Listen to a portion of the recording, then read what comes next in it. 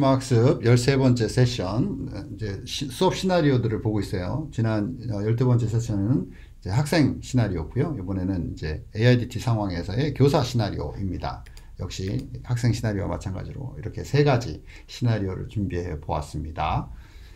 자, 첫 번째 먼저 볼까요? 교사 시나리오 첫 번째는 대시보드를 통해서 학부모와 소통하는 전략을 구상하는 교사 윌리엄이 아니고 샤넌이네요. 예, 샤넌.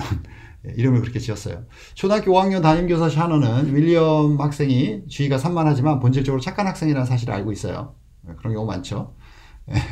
최근 윌리엄의 학부모는 AI 디지털 교과서 대시보드에서 윌리엄이 맞춤형 문제를 항상 6에서 80% 완성한다는 것을 발견하고 이에 대한 상담을 요청했습니다. 당황스러우시죠? 그래서 선생님 샤넌은 윌리엄의 학습 진단 데이터를 분석해서 그가 특정 과목에서 어려움을 겪고 있음을 파악했어요. 이제 사전 상담하기 전에 준비를 하신 거죠. 이를 바탕으로 샤넌은 AI 튜터를 활용해서 윌리엄에게 맞춤형 컨텐츠를 제공하고 학습 진단 결과에 따라 그가 부족한 부분을 집중적으로 보완할 수 있는 지원하기로 이렇게 결정을 했어요. 네.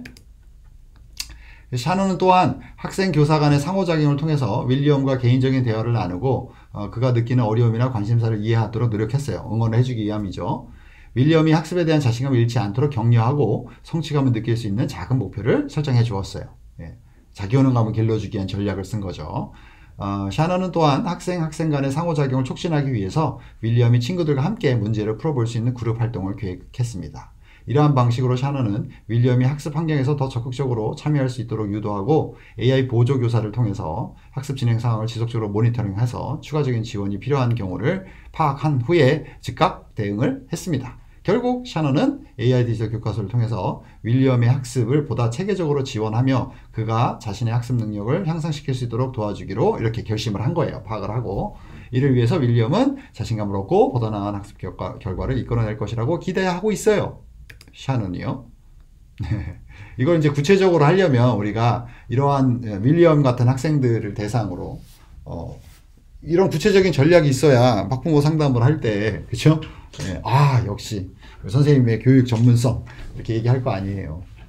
자, 그래서 이거를 조금 더 구체화시켜서 보면 윌리엄이 맞춤형 문제를 잘 풀 수 있도록 도와주는 몇 가지 전략을 우리가 구상해 놓고 그것이 잘 진행된다면 이 전략이 효과적이라면 그대로 가는 거고 효과적이지 않다면 다른 전략을 우리가 사용해야 되겠죠.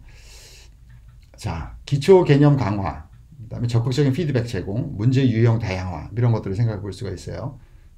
기초 개념 강화는 어려워하는 과목 기초 개념을 다시 점검할 수 있도록 해주고 차근차근 학습할 수 있도록 하고 그다음에 적극적인 피드백, 문제를 풀고 난 후에 즉각적으로 피드백을 줘서 실수한 부분을 확인하고 바로바로 개선해가지고 이렇게 수업이 질적으로 깊어질 수 있도록 도와줘야 되겠죠. 그 다음에 흥미를 느낄 수 있도록 다양한 문제를 제공하면 더더욱 좋겠죠. 게임 형식이나 퀴즈, 실생활과 연관된 문제를 포함할 수 있겠어요. 그 다음에 또 다른 전략을 보면 학습 목표가 분명해야 돼요. 단기 목표는 무엇이고 장기 목표는 무엇이고 윌리엄이 어떻게 성취감을 느낄 수 있는지 단기적으로 쪼개어서 이렇게 쭉 가게 하는 방식으로 작은 목표를 달성할 때마다 칭찬과 보상을 통해서 동기를 더 강화시키는 이렇게 학습 목표 설정이 있고요. 협력학습, 친구들과 함께 했을 때 더 효과적일 수 있잖아요. 그래서 친구들과 함께 학습할 기회를 제공하고 서로 도와줘서 문제를 풀어보고 서로 가르치는 방식으로 그다음에 자기 점검 및 반성의 시간이 필요해요. 자기가 어떤 문제에서 어려움을 느끼는지 스스로 좀 점검해 보도록 유도해서 학습의 주체로서 책임감을 느낄 수 있도록 공부는 자기가 하는 거잖아요. 그죠? 그다음에 보조교사, AI 보조교사 활용 전략도 쓸 수 있겠어요. 학습 데이터를 지속적으로 모니터링하도록 우리가 세팅을 하고 그때그때 필요에 따라서 왜냐하면 윌리엄 같은 경우는 하루에 한 번씩 뭔가 피드백을 줬을 때 어떤 자기 인식이 높아지고 더 자기 스스로 노력하려고 하는 성향을 갖고 있을 가능성이 높으니까 그죠? 일주일에 한 번 이런 너무 인터벌이 길잖아요. 그래서 그럴 때 AI 보조교사 활용을 통해서 지속적인 피드백을 제공하는 거고요. 샤넌은 윌리엄의 학부모는 학부모가 못하네요. 샤넌은 윌리엄의 학부모가 AI 디지털 교과서를 활용해서 무엇을 해야 할지를 물었고 다음과 같이 답을 얻었다. 여기서 요거 핵심은 요거예요. 무엇을 해야 할지. 그래서 왜냐하면 그 수치적으로 우리 아이가 60에서 80%만 과제를 수행한다라는 것에 불안이 있는 거고 그러면 그것에 대해서 이런 데이터에 대해서 학부모가 어떻게 이해해야 되는지 이런 것들 있잖아요. 그래서 학습 데이터 확인, 대시보드를 통해서 윌리엄 학습 데이터를 정기적으로 확인해야 된다. 결과만 보고 불안해하기보다는. 그래서 이런 계획을 가지고 수업이 이제 앞으로 학습 활동을 할 것이니까 어떻게 문제풀이 성과나 진전 이 과정을 모니터링해서 어떤 어려움을 겪고 있는지 학부모도 파악해야 되고요. 개인 맞춤형 학습 계획 수립이 필요하겠죠. 특정 과목이나 주제에 대해서 더 많이 연습이 필요하다면 해당 부분을 집중할 수 있도록 도와달라고 얘기를 하고요. 예. 좋은 교육에 학부모 또는 보호자가 함께 해야 하잖아요. AI 튜터를 통해서 윌리엄이 개인별 학습 진도를 따라갈 수 있도록 지원해야 되겠고, 윌리엄이 이해하지 못한 부분을 집중적으로 풀어볼 수 있게 해주면 AI 튜터를 그런 식으로 세팅이 가능하겠죠. 그 다음에 정기적인 피드백 제공하는 것, 그 다음에 가정에서 학습 환경 조성하는 거, 이게 중요하겠죠. AI 디지털 교과서를 활용해서 가정에서도 학습할 수 있는 환경을 조성할 수 있겠죠. 그러니까 숙제죠, 일종의. 예를 들면 특정 시간에 윌리엄이 AI 디지털 교과서를 통해서 문제를 풀 수 있도록 규칙을 세우고 집중할 수 있는 공간을 마련하는 것. 이건 가정에서 도와줘야 되는 거잖아요. 그 다음에 교사의 소통. 담임 교사인 샤넌과 정기적으로 소통하고 윌리엄의 학습 진행 상황에 대해 논의하고, 필요한 경우 추가적인 지원을 요청할 수 있다. 열려진 자세로. 그다음에 자기주도 학습 촉진, 윌리엄이 스스로 학습 목표를 설정하고 자신의 학습 진도를 체크해 보도록 유도하고요. AI 디지털 교과서의 기능을 활용해서 스스로 문제를 선택하고 풀어보는 경험을 제공하는 것을 목적으로 합니다. 이해되시나요? 여기서 핵심은 부모님도 걱정하고 있고 윌리엄이 더 발전했으면 좋겠는데, 우리가 AI 보조교사죠. AI 보조교사와 함께 윌리엄을 위한 다양한 교수 학습 전략을 준비해 놓은 상황인 거죠. 그러면 상담을 할 때에도 가정에서 지원해 줘야 될 요소도 명확하게 우리가 제시할 수 있고요. 그다음에 우리는 앞으로 어떻게 교사로서 어떻게 할 것인가에 대해서 얘기를 하니 신뢰도 더 커질 거고요. 그다음에 학부모가 해야 되는 일이 있다라는 것에 대해서 이렇게 구체적으로 전략적으로 제시를 하면 부담감을 느낌과 동시에 선생님에 대한 신뢰는 높아지고, 사실 뭐 윌리엄이 잘 못하더라고 하더라도 희망을 가질 수 있죠. 이런 경로와 과정을 거칠 거니까. 그런 차원에서 이해하시면 될 것 같아요. 두 번째 시나리오를 볼까요? 보조교사와 함께 세대 특성에 맞게 수학 10차시 삼각비 수업을 구성하는 교사, 이렇게 했어요. 패트릭입니다. 이런 패트릭으로 했는데요. 이제 기존에 있는 컨텐츠를 우리 10대 아이들을 보니까 알파 세대인데, 알파 세대 특성에 맞게 수업을 좀 구성해 보려고 하는 노력을 하는 거죠. 이런 것도 가능하겠죠. 중학교 2학년 수학교사인 패트릭은 알파 세대 학생들의 특성을 반영해서 삼각비에 대한 10차시 수업을 설계하기로 결심했어요. 학생들이 유튜브 쇼츠와 같은 짧은 형식의 컨텐츠에 익숙하다는 점을 고려하고요. 이게 이제 알파 세대의 특성이기도 하고요. 흥미롭고 몰입감 있는 체험 중심의 수업이 또 효과적이에요. 100%는 아닙니다. 알파 세대라고 해서 모두 똑같은 특성을 갖고 있는 건 아니에요. 다양성을 항상 고려해야 됩니다. 패트릭은 먼저 현실적인 학습 목표를 설정하기 위해서 AI 디지털 교과서의 학습 진단 기능을 활용해서 학생들의 기초 지식을 평가하고 그 결과 바탕으로 각 차시의 목표를 구체화했습니다. 첫 번째 차시에는 학생들이 흥미를 느낄 수 있도록 짧은 동영상이나 애니메이션을 통해서 삼각비 기초 개념을 소개한 후에 학생들이 직접 삼각비를 활용하여 실생활의 문제를 해결하는 방법 활동으로 계획을 짰습니다. AI 튜터를 활용해서 학생들이 문제를 풀 때 실시간으로 피드백을 받을 수 있도록 해서 학습의 효율성을 높이기로 계획을 세웠어요. AI 보조교사가 이제 제안을 해주는 거예요. 이런 상황으로 내가 수업 설계를 하려고 하는데 어떤 것들을 고려해야 될까? 이렇게 했을 때 AI 보조교사가, 이걸 기대하는 거예요, 저희는. 모든 교과서에 AI 보조교사가 이렇게 해줄지 아닐지는 제가 확인해 보지 않았기 때문에. 근데 교과서에 AI 디지털 교과서에 AI 보조교사가 실험을 확인을 해보니 이 정도 수준이 아니다. 그러면 고민할 필요 없어요. 그냥 챗GPT 같은 거 사용하시면 이 정도 결과를 내줘요. 여기다 훨씬 더 구체적으로 해요. 우리가 어떻게 질문하냐에 따라서. 자, 여하튼 첫 번째 수업에서 학생들이 이제 실제 건물을 측정하는 방식으로 이 프로젝트를 만들었고요. 그 다음에 학생들이 팀을 이루어서 근처 건물을 선택하고 삼각비를 활용해서 그 높이를 측정하는 활동으로 수업을 설계했습니다. 그래서 수학이 단순한 이론이 아니라 실생활과 연결되는 것을 직접 체험해 볼 수 있도록 활동을 계획했고요. 학생들이 팀 프로젝트를 진행하는 동안에 AI 보조교사를 활용해서 각 팀들의 상황을 모니터링해서 선생님에게 알려주는 거죠. 내가 한 팀에만 집중할 수가 없으니까. 필요한 경우는 즉각적으로 지원해서 예를 들면 AI 보조교사에게 도움을 요청하는 학생들, 좀 진행이 잘 안 되는 경우에 잠시만 10분 후에 내가 방문할게. 선생님이 방문할 거야 라는 메시지를 줄 수도 있겠죠. 이를 통해서 학생들은 자신감을 얻고 수학에 대한 흥미를 높일 수 있다. 패트릭은 또한 학생 간의 협력을 촉진하기 위해서 소규모 그룹을 나누어서 이 전략으로 들어가야 되겠네요. 이렇게 추가할게요. 글씨를 좀 크게 할까요? 16 정도가 좀 작네요. 네, 좋습니다.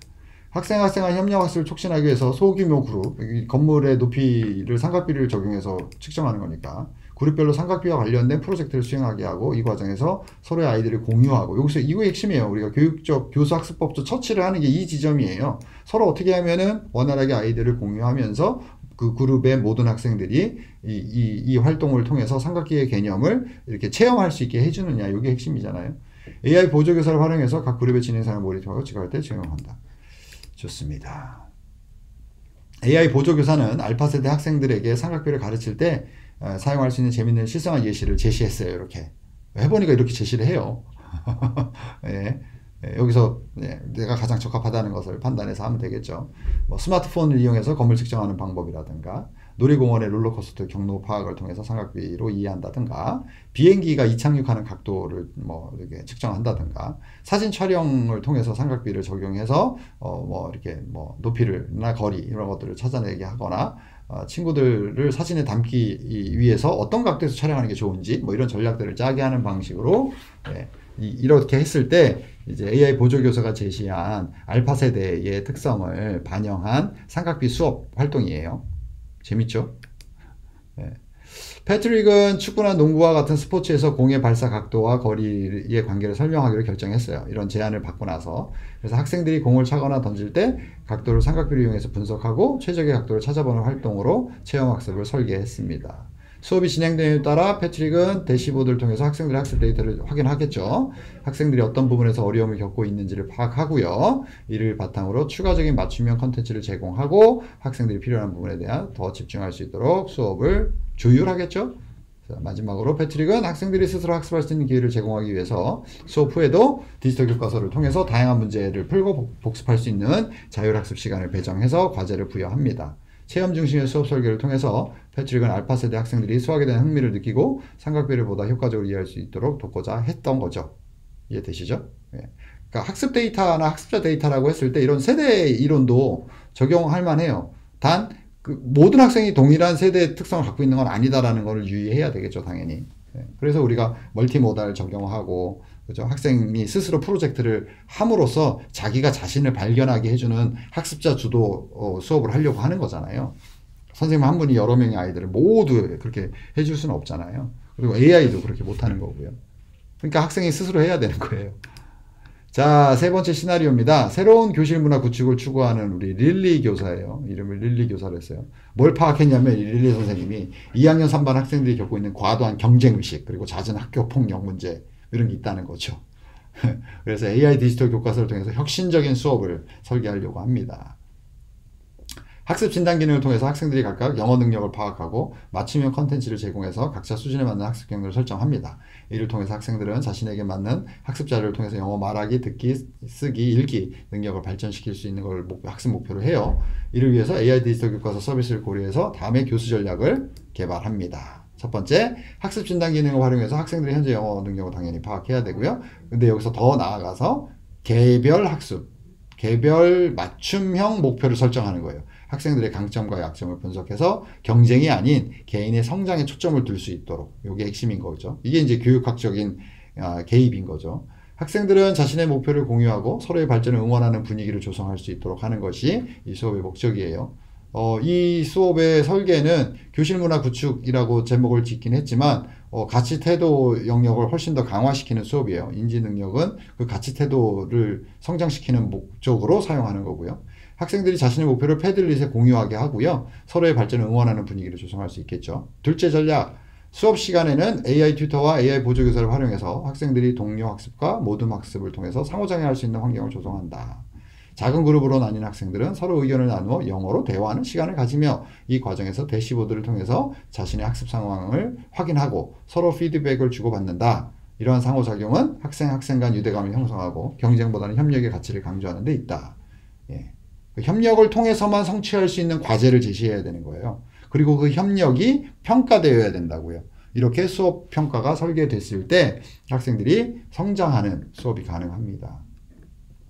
채팅창을 이용해서 실시간 의견을 나누고 자료를 공유하는 상호 방식을 촉진해 볼 수도 있어요. 다음에 세 번째 전략은요. 맞춤형 컨텐츠를 제공하여 학생들이 협력적 과제를 수행할 수 있는 자료를 제공하는 것이죠.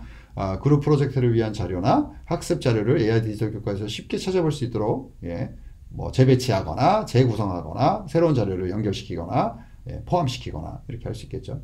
여기서 핵심은 각자의 역할을 분담하고 협력할 수 있도록 돕는 수업 설계인 거죠. 학생 컨텐츠 간의 긍정적인 상호작용을 촉진하고요. 학급 구글 클래스룸을 통해서 피드백을 공유하고 학생 간의 협력적인 상호작용을 강화한다. 그러니까 여기서 그 다음에 네 번째 전략은 대시보드를 활용해서 학생들이 스스로 자기 그룹들의 학습 진행 상황이나 그 협력의 질적인 측면을 스스로 평가할 수 있는 기회를 제공하는 거예요. 그 시각적인 걸 통해서. 이를 통해서 학생들은 서로의 발전을 비교하기보다는 각자의 목표에 집중할 수 있도록, 그러면 서로의 성장을 축하하는 문화를 조성하는 방식으로 해서 서로 간에 응원의 메시지를 보내는 과제를 부여할 수 있겠어요. 자, 그 다음으로 다섯 번째 전략은 릴리는 또한 교사 재구성을 통해서 학생들이 자신의 학습을 주도적으로 이끌어갈 수 있도록 지도하고 학생 시스템 간의 피드백 루프를 강화한다. 이 루프라는 거는 반복된다는 얘기예요. 학생 시스템 간의 루프를 일정한 패턴으로 만들어서 지속적으로 학생들에게 상기시키고 뭘 하고 있는지, 왜 이걸 하는 건지, 그 다음에 학생들이 배움을 통해서 학습을 통해서 무엇을 배우고 있는 건지 이런 것들을 알려주는 거죠. 학생들이 AI 디지털 교과서를 통해서 얻은 정보와 자료를 바탕으로 서로의 강점을 공유하고 여기서는 서로의 단점을 지적하는 목적이 아니고 서로가 갖고 있는 잠재성, 강점들을 찾아내서 그걸 공유하는 게 목적이에요. 그래서 서로가 서로를 존중하게 하는 거죠. 자신이 느낀 어려움을 털어놓는 시간을 가짐으로써 학생 자신 간의 성찰도 유도해 볼 수 있겠어요. 학생들은 자신이 어떤 점에서 더 발전할 수 있는지를 깨닫고 함께 성장하는 학습 공동체 의식이 더욱 확고해질 것으로 기대됩니다. 결국 릴리는 AI 디지털 교과서를 활용한 수업을 통해서 학생들이 서로를 존중하고 협력하는 문화를 조성하며 경쟁이 아닌 상생의 가치를 배울 수 있도록 이끌 거예요. 훌륭한 수업이죠? 이러한 과정에서 학생들은 자신과 타인을 이해하고 모두가 함께 성장하는 학습 공동체를 형성하게 됩니다. 너무 이상적인 거 아니야? 뭐 고등학교 수업에서 이렇게 얘기하실 수도 있는데, 그래서 우리가 수업과 평가를 설계하고 특히 수행평가에서 협업의 질적인 측면, 나의 기여, 그죠? 그 다음에 상대방의 성장, 나로 인해서 상대방 성장에 나는 얼마나 기여했는가, 뭐 이런 식의 수업과 평가 설계가 필요한 거예요. 그렇게 하지 않았으니까 그런 기회를 갖지 못했던 거고, 그러다 보니 교실 문화가 더 좀 뭐랄까 각박해지고, 그죠? 그랬던 것 같아요. 이상으로 AIDT 관련해서 교사 시나리오 3가지를 소개해 드렸습니다. 질문이나 의견 있으면 이메일 주세요. 고맙습니다.